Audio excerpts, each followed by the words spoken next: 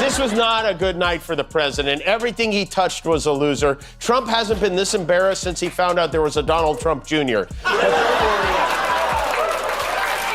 you're tired of all the losing, fear not, he's got an excuse. In fact, he's got two of them. He wrote, Trump wasn't on the ballot and shutdown were the two reasons that Republicans lost elections. So Donald Trump, since I know you're watching, I have 4 words for you. Turn the volume up. When Jimmy Kimmel's sharp, no-mercy humor meets Zohran Mamdani's calm, surgical precision, Trump doesn't just get roasted, he completely comes apart. Kimmel hits with those quick, stinging punchlines, while Zohran cuts through the noise with cold, clean facts. Together, they don't just make jokes, they turn pure chaos into comedy gold. It's more than a takedown. It's a full-on demolition, dressed up in laughter. Because when truth teams up with satire, even the loudest guy in America can't talk his way out of the sound of his own downfall. We are on day 35 of the government shutdown, now tied for the longest shutdown since the last time Trump shut the government down. This morning, he threatened to delay SNAP benefits to the 42 million Americans. We're seeing right now what the Trump agenda portends for New Yorkers. This is a man who ran a presidential campaign on the premise of cheaper groceries that is now trying to cut SNAP benefits to make it even harder to afford those same groceries.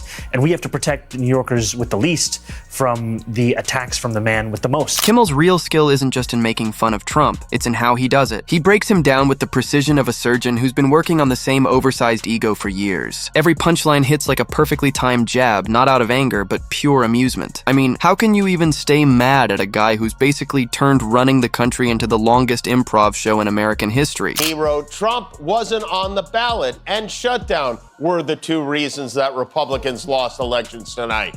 Now, if Republicans had won and he wasn't on the ballot, would he take credit for that? Oh, yes, he definitely would, but he lost. And then he posted this. He posted, and so it begins, which was either a response to Mamdani winning the mayoral race or he just sat down on the toilet. Zohran Mamdani isn't in it for the laughs. He's in it for the logic that actually stings. While Kimmel throws the punchlines, Mamdani quietly tears down the illusion piece by piece. He never raises his voice, and honestly, he doesn't have to. His strength comes from how clear he is, from the way he exposes the facade Trump hides behind. Kimmel turns the chaos into comedy, but Mamdani, he turns it into straight-up evidence.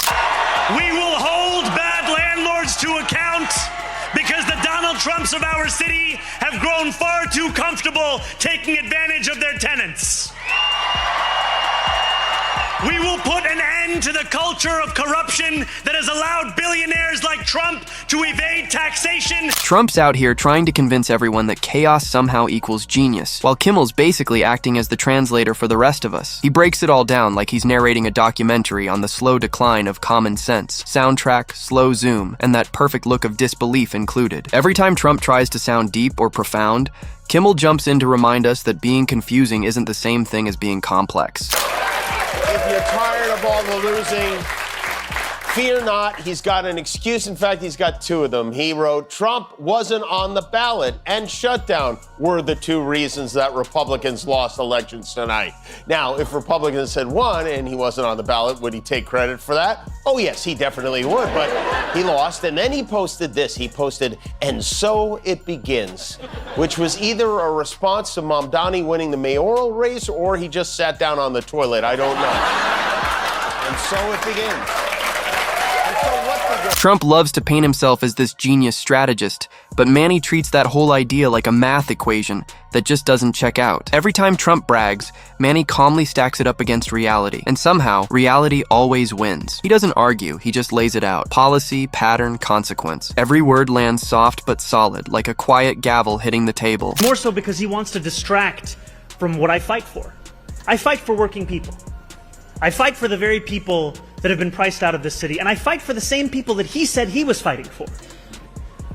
And we know that in this moment, it is up to us in this city to show that we can not only fight back against authoritarianism, but we can also fight for. Kimmel's figured out Trump's magic trick. It only works if people keep clapping. So instead of clapping, he laughs. And not just any laugh, the kind that cuts right through the act, the kind that tells the audience, you're seeing this too, right? He doesn't even have to expose Trump. Trump does that all by himself. Kimmel just provides the soundtrack, a mix of mockery and disbelief. Because if America was supposed to be a drama, Trump somehow turned it into a sitcom, and Kimmel's making sure nobody misses the irony. Manny, on the other hand, skips the jokes entirely. His punchline is a perfectly placed statistic. While Trump brags about greatness, Madani quietly drops the numbers that tell a completely different story. No exaggeration, no performance, just facts that hit harder than insults ever could. The humor comes from his calmness, from watching him pop Trump's overinflated confidence like a balloon, while Trump insists it can't be broken. Kimmel's comedy thrives on the chaos Trump can't control. He takes every blunder and turns it into a metaphor for power without responsibility. When Trump walks across the stage acting like applause equals approval, Kimmel turns the whole thing into a tragic comedy. Half king, half clown, completely unaware. It's not just roasting anymore, it's reporting through laughter,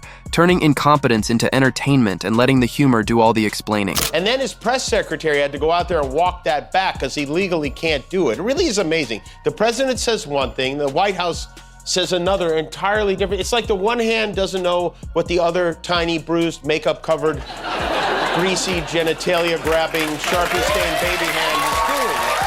And also, hey, you just think about how cruel a person has to be to cut off food to 42 million people. It's the kind of thing that makes you go, oh no. Manny takes it even deeper, pulling back the curtain to show what's really running the show. He breaks down the machine behind the illusion.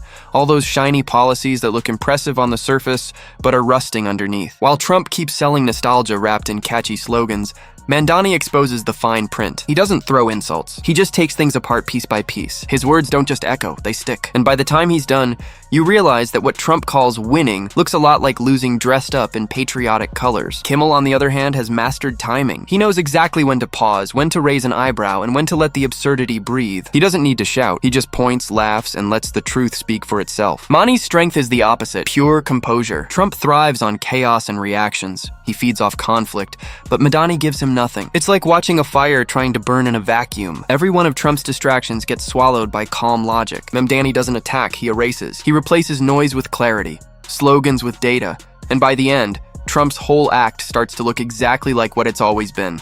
Loud confidence built on quiet confusion. I'm looking forward to showing the power of an example here in New York City, an example of what it means to not just diagnose the despair in working people's lives as the cost of living crisis, but to deliver on it. And that's the contrast between myself and President Trump. He's someone who ran an entire presidential campaign on the promise of cheaper groceries and is now, as the president, making it harder for Americans to afford. Kimmel feeds off the spectacle of Trump's contradictions. One minute he's saving democracy, the next he's threatening it. Kimmel doesn't have to come up with punchlines. Trump hands them out like free samples. All Kimmel does is unwrap them for everyone to see, one absurd contradiction at a time. Every overhyped victory turns into another scene in his ongoing reality show, The Emperor's New Press Conference. Mamdani, though, treats it like a case study. He doesn't make fun of Trump's words. He dissects them. Every claim gets traced back to its real-world consequence.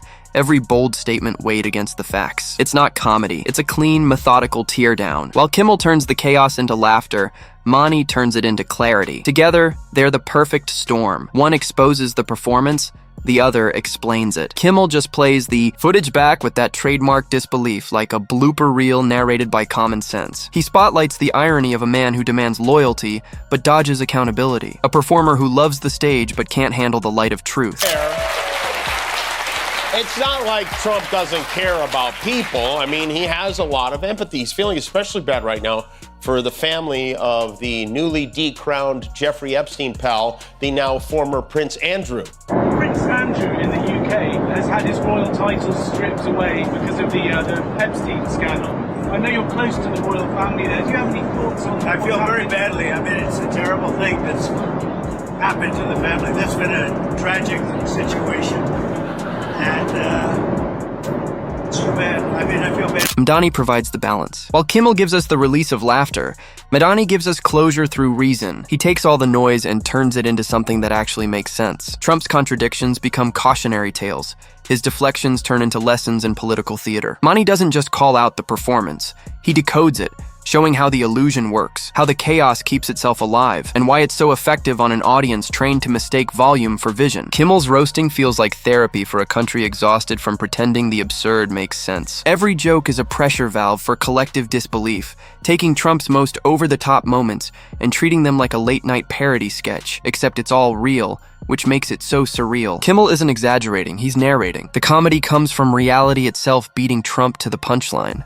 Mani doesn't need to turn it into comedy because reality is tragic enough. His humor is quiet, ironic, the kind that lingers. He doesn't make people laugh at Trump. He makes them question why they ever took him seriously. Every calm observation lands harder than 1,000 jokes because when truth walks in with confidence, it doesn't need applause. It just needs to exist. I think that his threats are inevitable. I also know that it's time we actually call this for what it is. This has nothing to do with safety. It has to do with intimidation. If it was safety, President Trump would be threatening to deploy the National Guard to the top 10 states of crime, 8 out of which are all Republican-led, but because of that party, he won't actually be doing so. So you say you won't be intimidated. How do you stand up to it? I think there's a number of ways. The first thing is you actually utilize the courts. You stop treating things as being law just by virtue of the fact that President Trump is saying them. You can look at the example of California, where you find the Attorney General, the Governor, and the Mayor of LA coming together, filing a lawsuit in opposition. Kimmel thrives on highlighting the absurd symmetry of Trump's world. Every time Trump declares victory, there's a headline proving the opposite.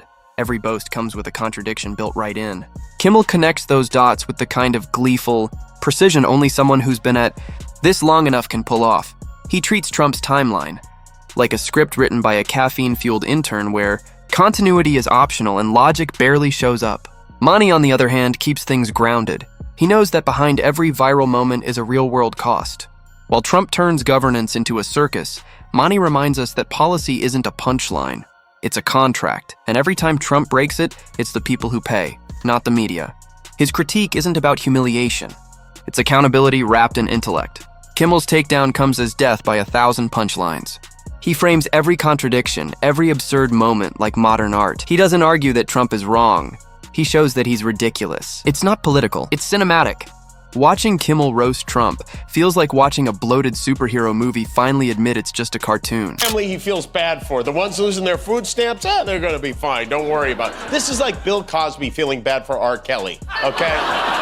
Prince Andrew lost his royal status. He's been demoted to, I think he's the Archduke of Frimplepants now or something. Trump's claimed that he doesn't know Prince Andrew, and yet there are dozens of photos of them together.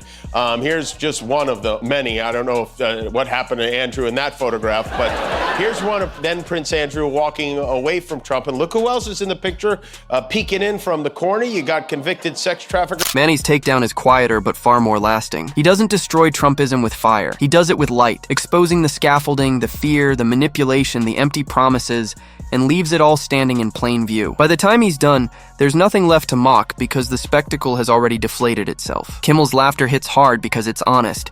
He laughs like someone who's seen too much, both amused and exhausted by the endless performance. It's not anger, it's clarity wrapped in comedy. When Trump insists everything's perfect, Kimmel just shakes his head, like watching someone confidently walk into a glass door for the 100th time. Mani doesn't even shake his head. He lets silence do the work. His calm dismantling leaves no room for spin, no refuge in rhetoric. They couldn't be more different, but together they're devastating. One laughs at the circus, the other explains why it exists. One exposes the clowning, the other exposes the cost. Together, they strip away the illusion, until all that's left is a man shouting into the void. You did this to yourself. Kimmel doesn't need to land a knockout punch. Trump's ego does that on its own. All Kimmel does is narrate the collapse, one sarcastic observation at a time. Mani closes with precision. No shouting, no flourish, just logic delivered so calmly it feels surgical. He doesn't claim victory. He lets the facts do it, because when the noise fades, truth doesn't need to raise its voice. It just stays standing. Donald Trump said that I should be arrested. He said that I should be deported. He said that I should be denaturalized. And he said those things about me, someone who stands to be the first immigrant mayor of this city in generations, someone who would also be the first Muslim and the first South Asian mayor in this city's history. Less so because of who I am, because of where I come from, because of... By the time they're done, Trump's still out there somewhere, insisting he's undefeated, acting like the spotlight still belongs to him, but the room feels different. The laughter has shifted. The applause has turned into silence, the kind that comes after realization. Kimmel doesn't chase the noise. He lets it fade like a bad encore finally wearing itself out. He knows silence can be louder than outrage, that mockery lands harder when you don't have to yell. Mani, on the other hand, isn't after humiliation. He dismantles the illusion piece by piece, calmly exposing the machinery behind the spectacle. Not with chaos, not with theatrics, just with a precision that leaves no room for denial. Because when the laughter fades and the truth finally settles, what's left isn't strength or leadership. It's theater struggling to justify its own relevance. The applause dies down, the lights flicker, and that once grand stage starts to feel smaller, emptier, cheaper. The script that once drew crowds now sounds tired. Every line recycled, every promise echoing yesterday's noise. Kimmel and Madani didn't have to swing wildly to take it down. They just let the truth breathe, and when it did, it exposed everything the spectacle tried to hide. Beneath the slogans and swagger, there was no plan, no movement, just a performance that had overstayed its welcome. What once looked like dominance now reads like desperation, and the crowd isn't cheering anymore. They're just watching, realizing the show they bought tickets for ended a long time ago.